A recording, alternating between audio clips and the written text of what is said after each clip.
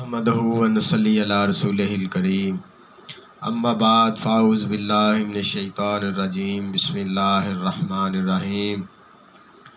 آج وہ آیات جس کا ذکر اللہ پاک نے قرآن کریم میں خاص لوگوں کے لیے فرمایا ہے۔ خاص لوگ کون ہیں؟ جو اللہ سے محبت کرتے ہیں، جن سے اللہ محبت کرتا ہے، وہ خاص لوگ، ان کے لیے یہ آیت کریمہ اللہ پاک نے اتاری ہے کہ جو مجھ سے محبت کرتے ہیں میں ان سے محبت کرتا ہوں۔ یہ کوئی عام بات نہیں ہے، یہ اللہ پاک نے اپنی پاک کتاب کے اندر فرما دیا ہے اور پاک کتاب کے اندر بتا دیا ہے لوگوں کو کہ جو مجھ سے پیار کرتا ہے، جو مجھ سے محبت کرتا ہے، اے دنیا والوں میں بھی اس سے محبت کرتا ہوں۔ اس کے بدلے اللہ پاک نے آیات مبارک، کون سی آیات میں آپ کو بتاتا ہوں کہ سورۃ بقرہ آیت نمبر 152 میں اللہ پاک فرماتے ہیں، کیا فرماتے ہیں کہ فَاذْكُرُونِي أَذْكُرْكُمْ وَاشْكُرُوا لِي وَلَا تَكْفُرُونِ، کہ تم مجھے یاد کرو، جس کا ترجمہ ہے تم مجھے یاد کرو میں تمہارا چرچا کروں گا۔ تم مجھے یاد کرو گے میں دنیا میں تمہارا چرچا کروں گا، اور میرا حکم مانو، جو میرا حکم ہے اس کو مانو، میری نافرمانی ناشکری نہ کرو۔ اللہ پاک نے کتنی بڑی بات کر دی کہ جو میرا حکم مانتا ہے، جو مجھ سے محبت کرتا ہے، جو مجھ سے پیار کرتا ہے، میں اللہ اس کے چرچے کرتا ہوں۔ جو مجھے یاد کرتا ہے، اللہ کو یاد کرنے والوں، یہ آپ کے لیے اللہ پاک نے آیات مبارکہ اتاری ہے، اور اس کا ترجمہ آپ نے سن لیا۔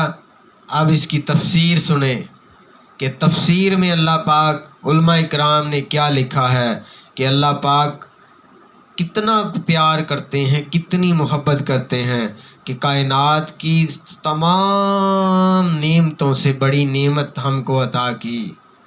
وہ نعمت جس کا ہم جتنا شکر ادا کر لیں نہیں کر سکتے۔ وہ نعمت کیا ہے؟ حضور نبی کریم صلی اللہ علیہ وآلہ وسلم کی ذات اقدس ہے کہ اللہ پاک نے ہمیں ایسی نعمت عطا کی، ایسی نعمت عطا کی کہ اس جیسی نعمت نہ تو اول سے لے کے آخر تک اللہ نے بنانی ہے اور نہ کوئی بنی ہے۔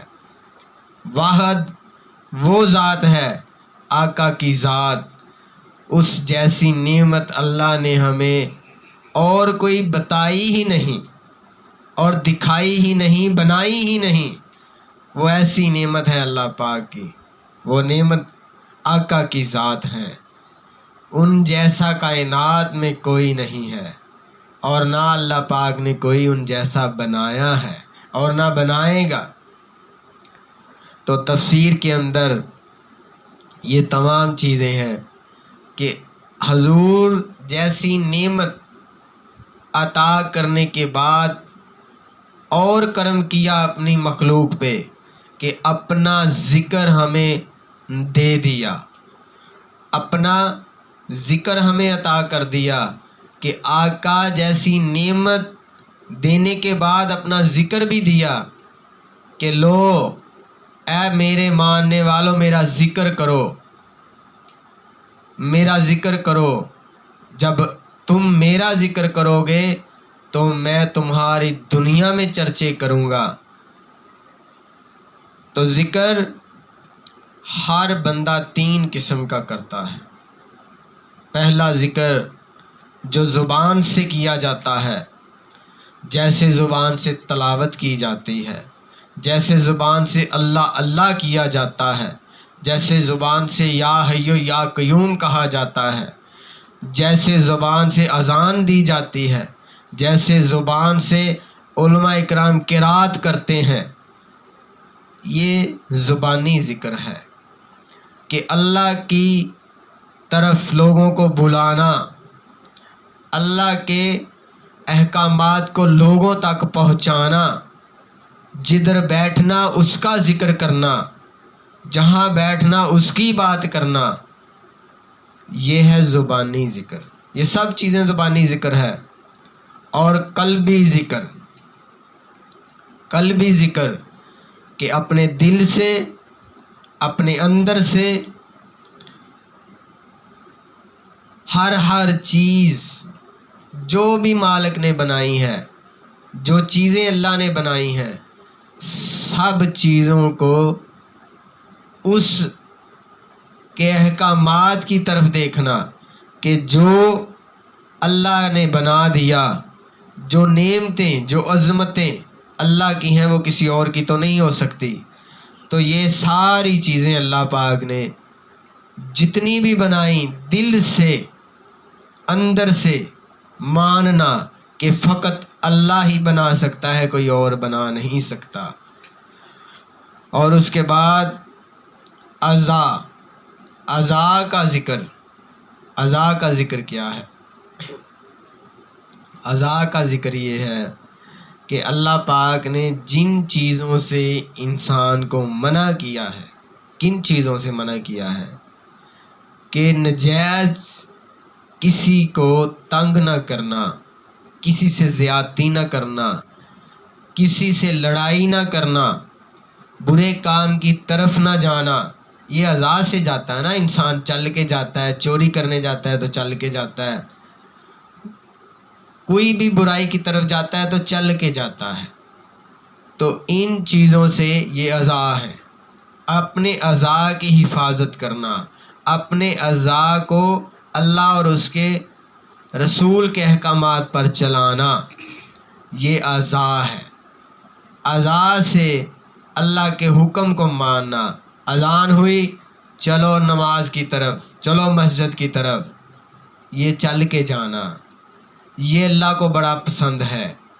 نیکی کی طرف چل کے جانا مالک کو بڑا پسند ہے۔ یہ 3 قسم کا ذکر ہے جو ہر انسان کرتا ہے، اور جو اس کا حکم مانتا ہے پھر وہ اس کے چرچے کرتا ہے۔ تو اس طرح حدیث پاک میں اللہ پاک فرماتے ہیں کہ اللہ کا ذکر کرنے کے فضائل بیان کیے گئے۔ کتنے فضائل؟ ان میں سے 10 احادیث کا خلاصہ، اللہ کے ذکر کے بیانات کے 10 احادیث کا خلاصہ میں آپ کے سامنے رکھتا ہوں۔ نمبر 1، مسند امام احمد، ان کی حدیث پاک ہے، اللہ کا ذکر ایمان کامل، اللہ کا ذکر ایمان کامل کی نشانی ہے۔ جس کا ایمان کامل ہوتا ہے وہی اللہ کا ذکر کرتا ہے، دوسرا نہیں کرتا۔ دوسری حدیث پاک کا میں آپ کو مفہوم بتاؤں کہ ذکر اللہ دنیا اور آخرت کی بھلائی پانے کا ذریعہ ہے۔ دنیا اور آخرت کی بھلائی پانے کا ذکر خدا ہی ذریعہ ہے، اور کوئی ذریعہ نہیں ہے۔ یہ مشکوٰۃ شریف کی حدیث پاک ہے۔ اب اسی طرح امام مالک کی حدیث پاک ہے، ذکر الہی عذاب الہی سے نجات ہے، کہ جس نے ذکر الہی کیا اللہ اس کے تمام جو عذاب آخرت ہیں وہ ختم کر دے گا۔ چوتھا مفہوم یہ حدیث پاک ہے کہ ذکر کرنے والے قیامت کے دن بلند درجے پہ ہوں گے۔ جو اللہ کا ذکر کرتے ہیں وہ بلند درجے پہ ہوں گے کل قیامت والے دن۔ اور 5ویں حدیث پاک کا مفہوم یہ ترمذی کی حدیث پاک ہے کہ ذکر کے حلقے جنت کی کیاریوں میں سے کیاریاں ہیں۔ جو ذکر ہے وہ جنت کی کیاریوں میں سے کیاریاں ہیں۔ جو ذکر کرتا ہے یہ جنت کی کیاریوں میں سے کیاریوں میں چلا جاتا ہے۔ ذکر وہ چیز ہے۔ اور چھٹا مفہوم حدیث پاک کا یہ بھی ترمذی کی حدیث پاک ہے کہ ذکر کرنے والے کو فرشتے، جو ذکر کرتے ہیں فرشتے اسے گھیر لیتے ہیں، اور رحمت ڈھانپ لیتی ہے، اللہ کی رحمت اسے ڈھانپ لیتی ہے، فرشتے اس کا گھیراؤ کر لیتے ہیں جو اللہ کا ذکر کرتا ہے، اور اللہ کی رحمت اس پہ ہو جاتی ہے۔ اور ساتواں مفہوم ہے، کیا مفہوم ہے؟ کہ شب قدر میں اللہ کا ذکر کرنے والوں کو حضرت جبرائیل علیہ السلام دعائیں دیتے ہیں۔ یہ سب ذکر کی فضیلتیں ہیں۔ آٹھواں مفہوم ہے حدیث پاک کا، امام احمد کی حدیث پاک ہے کہ ذکر کرنے والے کی صحبت میں بیٹھنے والا بھی کسی سے کم نہیں ہوتا۔ جو اللہ کا ذکر کرتے ہیں اس کی صحبت میں جو بیٹھتا ہے وہ بھی کسی بات سے محروم نہیں رہتا، اللہ اس کا بھی بیڑا پار کر دیتا ہے۔ اور نواں مفہوم کیا ہے حدیث پاک کا؟ یہ بخاری شریف کی حدیث پاک ہے کہ اللہ کا ذکر کرنے سے شیطان دور چلا جاتا ہے۔ جو انسان اللہ کا ذکر کرتا ہے، اللہ کی ذات پاک شیطان سے اس کو دور ہٹا دیتی ہے، دور بھیج دیتی ہے جو اللہ کا ذکر کرتا ہے۔ اور آگے 10واں مفہوم کیا ہے؟ یہ مشکوٰۃ شریف کی حدیث پاک ہے، یہ میں آپ کے سامنے رکھ رہا ہوں۔ اللہ کے ذکر سے دل کی صفائی ہو جاتی ہے۔ تو یہ آج ہم نے ایک آیات کا کچھ حصہ بیان کیا، انشاءاللہ اسی آیات کا بقیہ حصہ آئندہ انشاءاللہ بیان کریں گے۔ وآخر دعوانا ان الحمد للہ رب العالمین۔